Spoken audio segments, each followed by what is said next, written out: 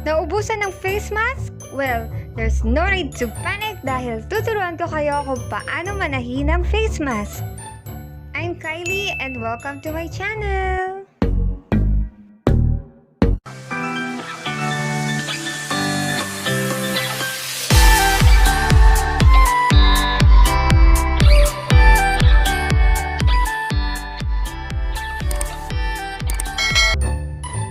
Gawin muna natin ang pattern. We need a piece of 15 by 13 centimeters of paper. Draw a 1 centimeter margin on all sides except for the bottom. Now let's draw a horizontal line in the middle. Mark 2 centimeters on top and 4 centimeters at the bottom. Then, let's connect the 3 dots by drawing a curved line. Let's go on the other side by marking 3 centimeters on top and 3 centimeters at the bottom. Then connect the left and right sides with a straight line. Let's also make it a little curvy so that it will look like a face mask. Let's fold 1 centimeters allowance. Then cut it this way.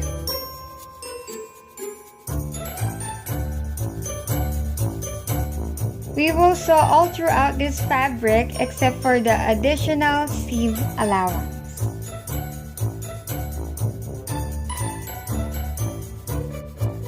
Cut 4 identical pieces of fabric using the pattern.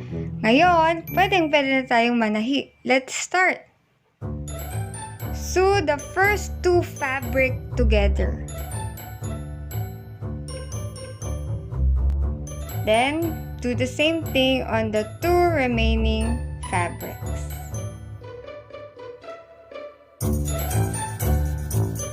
We now have front and back pieces of the mask.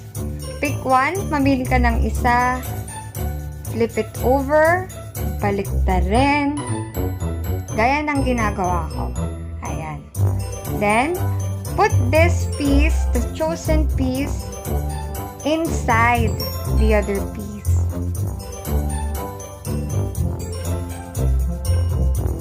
Align them properly this way.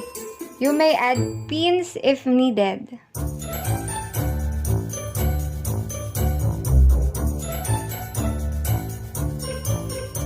Then, sew. Remember not to sew on the extra seam allowance that we added a while ago.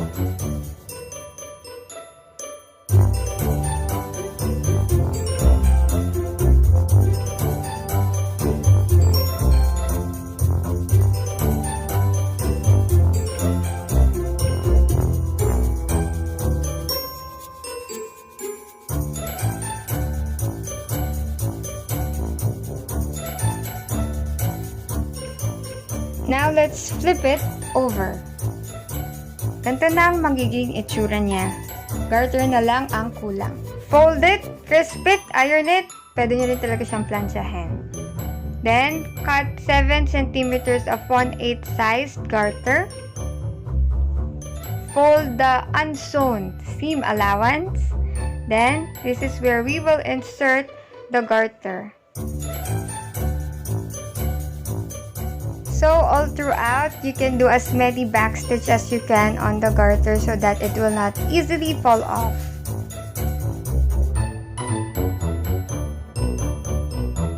Tada! Ito na po ang ating DIY face mask! Yay! O diba, ang dali lang? It's so easy to make.